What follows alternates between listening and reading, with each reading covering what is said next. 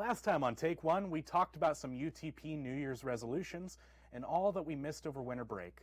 On this week's episode, Betty White and an update on the Boise State cheer team.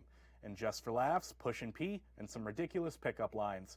These stories and more up next on Take One.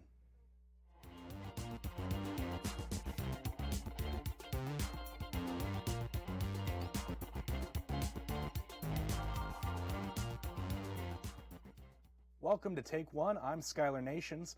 Betty White passed away just before the new year and would have turned 100 on the 17th of this month. She had over 120 acting credits before she passed, but her influence went far beyond movies and TV. She was the first woman to produce a national TV show and has been a trailblazer for women in areas where women weren't supposed to succeed. She was a supporter for animal welfare, the LGBTQ+ community, and promoted HIV and AIDS research at times when many of these movements were looked down upon. She chose her career in a time period when women weren't expected to do anything much and instead have children and live at home. Many of her colleagues and friends showed great sadness over losing their friend, but celebrate her life and accomplishments. Her life has positively affected so many both off-screen and on it. She'll be remembered forever as one of the greats, and her legacy will live on. Betty White will be dearly missed by all. Now over to you, Christy. Last week, Tori Yorgi, a reporter out of West Virginia, was hit by a car while attempting to give an update on road conditions during a live shot. Since then, the video has gone viral and has sparked a bigger conversation about the safety risks that reporters are exposed to when on location. Many of those reporters have taken to social media to contribute to this conversation by sharing their stories and calling out the viral video as an unfortunate example of these safety risks. Denver Post reporter Elizabeth Hernandez said on Twitter, "A journalist getting hit by a car live on air and continuing her job is not a story of resilience, but of a sick industry and work culture that pressures people to put their job above their own health and safety." The general consensus of those involved with this online conversation is that while the technology exists to do so, reporters should not be conducting their own live shots due to these safety risks. Fortunately, Tori Yorgi, the reporter in the video, has assured all of those invested that she is doing well and recovering swiftly after the accident. Unrelated to the accident, she is set to start at her new station in Pittsburgh at the beginning of February. Now, Sierra takes a trip to the Together Treasure Valley Dog Island. Hello, I'm Sierra Lewis, and this is Finley, and this is what to know about Together Treasure Valley Dog Island. Located in the southwest corner of Ann Morrison Park, Together Treasure Valley Dog Island is a dog paradise. To enter the park, you can either walk over a bridge to the double gate from the parking lot, or another double gate from within Ann Morrison Park. With 5.4 acres, including a smaller fenced-off area for small or shy dogs, and lots of water for swimming, there is plenty of room for everyone. There are 2 picnic shelters that provide shade and picnic tables, as well as park benches all around the park. There are also walking paths and plenty of large, beautiful trees that provide shade in the summer. There are no fences, and dogs are able to run free without the danger of streets or cars. The water is quality checked every spring to ensure it is safe for dogs to swim in, and there are many safe access points into the water. This was a great way to create a safe water area for dogs and improve the water quality of Ann Morrison Park. The park was made possible by a $50,000 donation to Boise Parks and Recreation from Together Treasure Valley and a grant from the Harry W. Morrison Foundation, altogether costing $440,000 to complete the dog island. Every day, hundreds of dogs and their owners visit the park to run and play. It is the first year-round dog area in Ann Morrison that gives dog owners an easily accessible and safe location to exercise their dogs. Ann Morrison does allow dogs off-leash in the winter months, but does require leashed pets once activities begin. So having this area is a great addition to the downtown park. So load up your furry friends and head downtown to Dog Island. I'm Sierra Lewis, and that was what to know about Together Treasure Valley Dog Island. Thanks, Sierra, for that wholesome story. Who doesn't love a good story about dogs? Hey, Jenna, what happened last weekend in sports? Last weekend, Boise State Cheer competed in Orlando, Florida at the UCA College National Cheer Competition. The Broncos placed 6th in the nation in the D1A Co-Ed Game Day Division, as well as 4th place in D1A Co-Ed Small Traditional Division. This was the team's first ever qualification to finals for traditional and earning a top 5 placement.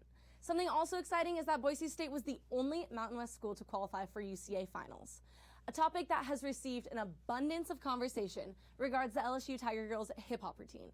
This dance won first place in D1A hip hop, making the Tiger Girls 2022 UDA national champions.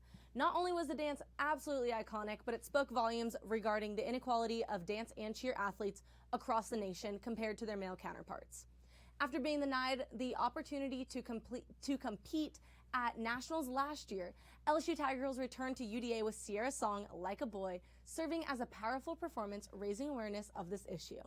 These are such exciting accomplishments for our athletes, and as always, go Broncos. Now let's head over to Andrew and see what the word on the street is this week.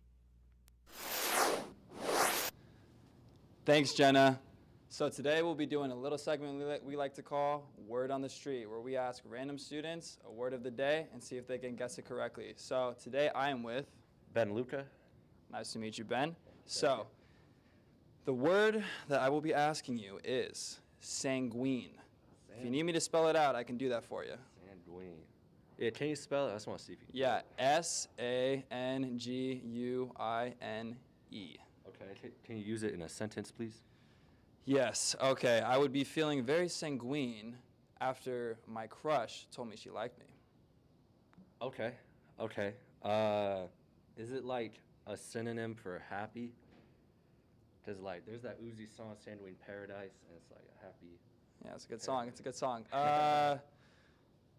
You're very close, but no, Okay. you're wrong. Can I do a second guess? You can. I'll give you a second guess. I'm feeling nice today. Is it like when you're feeling yourself, you know, like confident? Confident? Yeah. Well, I'm not going to give you the answer. You're going to have to tune in to Take One on YouTube, and we'll send it back to the spec.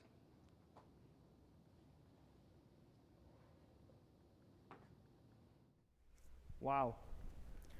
I can't believe it. Sanguine. Yeah, sanguine. Sanguine. Sanguine? Or Sanguine. Sanguine. Do you know what it means? I don't. Yeah, I don't really think Andrew does either, and Yeah. that's why he just said, tune in, Yeah, yeah. I feel, they used to call me the sanguine penguin back in high school. Oh. Yeah, it's because I wore a tux to school and Gotcha. drank blood. Well, now I can take some Yeah. guesses as to what it means. For Yeah, sure. Yeah. Candy Giant Mars Incorporated announced on Thursday that the iconic M&M mascot characters are getting an update to their classic designs in order to fit a more dynamic and progressive world. These changes range from the odd, such as giving the orange M&M an anxiety disorder to be more relatable with Gen Z, to the almost unnoticeable and reducing the brown M&M's powerful heels to a more professional height. While most were minor alterations, one change has sent shockwaves through the candy fan base. The famously suggestive green M&M has had her go-go boots replaced with nondescript white sneakers to apparently reflect her effortless confidence, as stated by Mars. But audiences have also noticed a possible desexualization of the emerald candy. And the internet has responded with a resounding call to, let the green M&M be slutty. One commentator in particular was dismayed by these modern updates. Fox News' Tucker Carlson took to the airwaves to express his shock that his favorite chocolate candy would no longer get him horned up, saying that this was the first step in progressive's goal to make every cartoon character deeply unappealing and totally androgynous. I mean, after all, without giant breasts or sky-high scraping heels, who can tell if an anthropomorphic chocolate is really a man or a woman? Well, in any case, many are hoping that the orange M&M gets an Ativan prescription and that the green M&M is a little less safe for work. Are you pushing P? If you have to ask, chances are you're not. And that's okay, because I'm here to help. The aforementioned term, pushing P, originated from Atlanta's very own Sergio Giovanni Kitchens, known professionally as Gunna. When Gunna sat down with fellow Atlanta rappers Future and Young Thug to record the song Pushing P, there's absolutely no way he could have foreseen the term's meteoric rise to American nomenclature. Since its release, Pushin' P has garnered a gargantuan chokehold on social media users across the nation and maybe even the world. And the grip it has on all of us is only getting tighter. So, if Pushing P is going to take you down too, and it will, You may as well know a thing or two about it before you are forced to surrender to the petrifying peril that is Pushin' P. According to Gunna, the P in Pushin' P essentially means player, as in keeping it real. Just bought a new car? That's P. Staying loyal to your girl? That's P. Just ignored what I've been saying for the last 30 seconds to Google what is pushing P? That's not P. Still confused? How about I recite some lyrics from Pushin' P? So Gunna clearly states here, she let me squeeze, then she leave, 'cause she keep the P. Then Future jumps in, cutting Gunna off and says, private suite, private seat, expletive, I'm pushing P. And so clearly Future is pushing P because, well, he said so. And then Gunna, plus the girl who let him squeeze, are also pushing P. So, I mean, if that doesn't clear things up for you, then you might just have to look yourself in the mirror and realize that you're just not the Pushin' P type. And that's all right. None of us really are.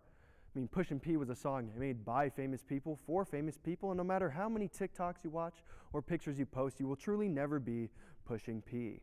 And that's okay. Now, please give it a rest. Thank you. All right, now I think the real question is the green M&M pushing P? I would have to argue that the green M&M is pushing major P. You know what I mean? Like the definition of pushing P. Yeah, like she is P, you know? Yeah. Like people push her because she be P. She be P. Yes. She do be P. Which means you're P too, because you're kind of cosplaying the green M&M today. Listen, I wasn't going to say the white sneakers and the green. Thank you. I wasn't going to say Major P. I'm mad P today, right? Mad P. And I just feel P. And I feel like Gunna would appreciate that. He would.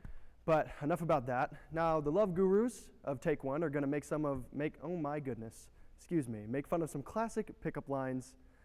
Over to them. Well. Within the next few weeks, the worst holiday of all time for single people The worst. will be approaching, Valentine's Day. Do you have a Valentine? I don't this year. I didn't last year or the year before that. And I probably won't next year. What about you, Madeline? Yeah, no, I've never. Oh, yeah. 22 years of never. Yeah, pretty bad. Well, if any of you are looking to get booed up for the big day, which sounds like we are, here are some really cheesy pickup lines. None of them will probably work. Are you an interior decorator? Because when I saw you, the entire room became beautiful. Wow, beautiful. That was really good. I don't have a library card, but do you mind if I check you out? Shoot, a little spicy over there.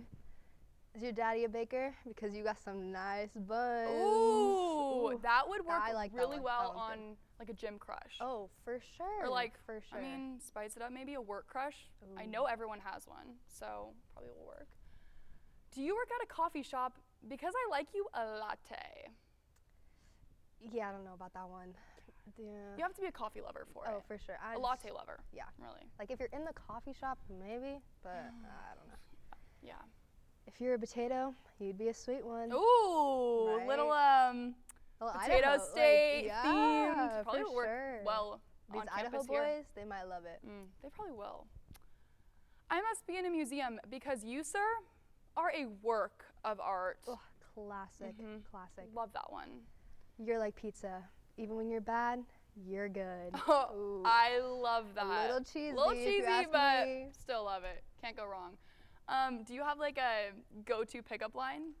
If I did, I don't usually send pickup lines, but the one I'd probably use is, "Sup, baby, take me out to dinner." Hey, yo. And the ones that get it, get it.